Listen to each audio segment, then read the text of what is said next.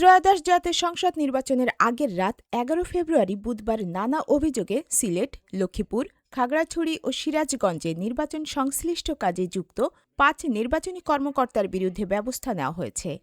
জেলার জৈন্তাপুর উপজেলার জামায়াত নেতার বাড়িতে দাওয়াত খেয়ে এলাকাবাসী ও স্থানীয় বিএনপি নেতাকর্মীদের হাতে আটক হন এক পোলিং এজেন্ট।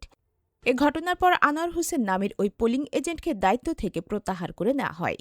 লক্ষ্মীপুর ৩ আসনের একটি ভোট কেন্দ্র থেকে একজন সহকারী প্রিজাইডিং কর্মকর্তা ও একজন পোলিং এজেন্টকে আটক করেছে পুলিশ। পুলিশ ও স্থানীয় সূত্রে জানা যায়, কেন্দ্রের পাশের এক জামায়াত নেতার বাড়িতে খাবার খেতে যাওয়ার অভিযোগ ওঠে তাদের বিরুদ্ধে। বিষয়টি জানতে পেরে স্থানীয় লোকজন তাদের ঘেরাও করেন। পরে জেলা প্রশাসনের নির্দেশে পুলিশ ঘটনাস্থলে গিয়ে তাদের আটক করে। খাগড়াছড়ি জেলার মাটিরাঙ্গা উপজেলার আমতলী উচ্চ বিদ্যালয় কেন্দ্রের দায়িত্বপ্রাপ্ত সহকারী প্রিজাইডিং কর্মকর্তা মাহমুদুল হাসান জামায়াতের নেতাদের সঙ্গে বৈঠক করেছেন। এমন অভিযোগ করেছেন খাগড়াছড়িতে ধানের শীষের প্রার্থী ওয়াদুদ ভূঁইয়া।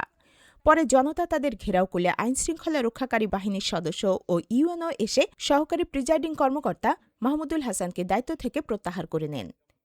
সিরাজগঞ্জ জেলার রায়গঞ্জ উপজেলায় নির্বাচনী আচরণবিধি লঙ্ঘনের দায়ে ৪ জনকে ৫০,০০০ টাকা জরিমানা করেছে ভ্রাম্যমাণ আদালত।